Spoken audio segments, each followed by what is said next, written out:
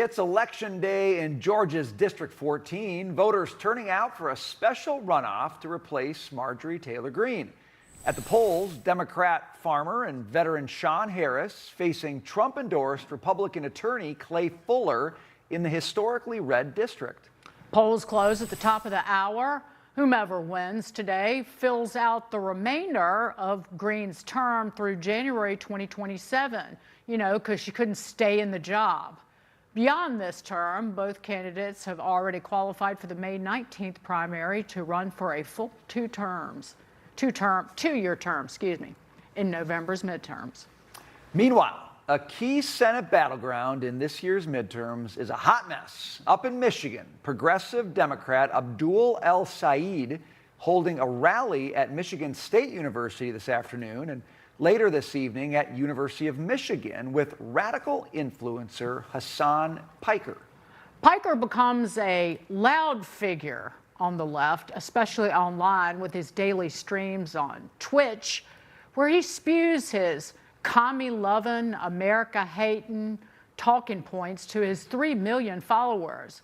When he's not cozying up to AOC, Bernie, and Mondani, you can find him crying for Cuba, celebrating China, calling women disgusting names, or even on the red carpet at an Oscars after party. The far left and Democrats love this guy. America deserved 9/11, dude.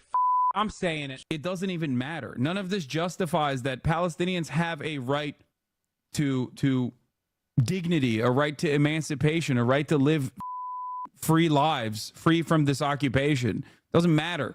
Doesn't matter if rapes happen on October 7th. Like, that doesn't change the dynamic for me even this much. El-Sayed defended the decision earlier this morning on Fox and Friends. Take a listen. Will you speak to what he said about 9/11 and October the 7th? Well, it's important to talk about context. Because you appear with somebody doesn't mean you agree with them on everything. My question to you is, when did we start bending to cancel culture? When did we start saying that cancel culture was okay? Here now, Fox News contributor and Steamboat Institute fellow Kaylee McGhee White.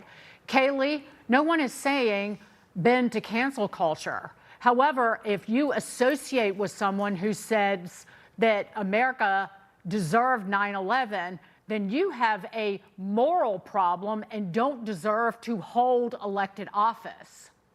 Correct. And it's not just that he's associating with Hasan Piker. He's actively aligning his own campaign and his campaign's values with Hasan Piker, which certainly does suggest that he at least agrees with some of what Hasan Piker says. Now, maybe he doesn't agree with what Hasan Piker has said about 9/11 or about October 7th, but he surely agrees that America is a bad country, according to Hasan Piker, or that communism is a preferable situation for the United States of America. I'm not sure which part of that agenda Sayed thinks is appropriate for Michiganders, but I'll just say as a Michigander myself, this guy doesn't stand a chance at the primary. I know that there are several other Democrats who are running, and I think that Haley Stevens probably has a better shot, or Mallory McMorrow.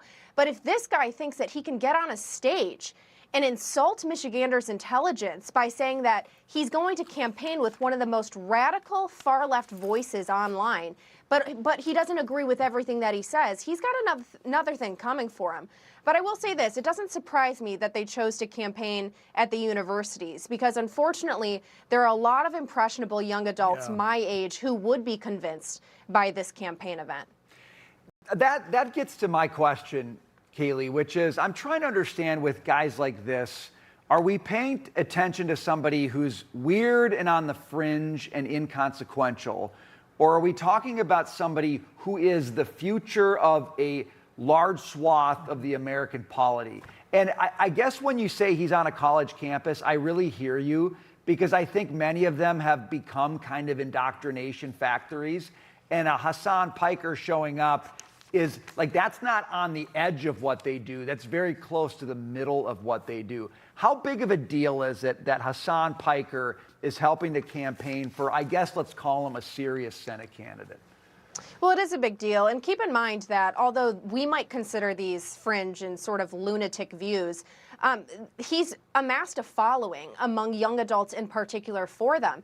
And I would say that they're not actually as fringe as we want them to be. Think about who's running New York City right now. Zohran Mamdani has at least put into practice many of the things that Hasan Piker is at least a little bit more brave in vocalizing.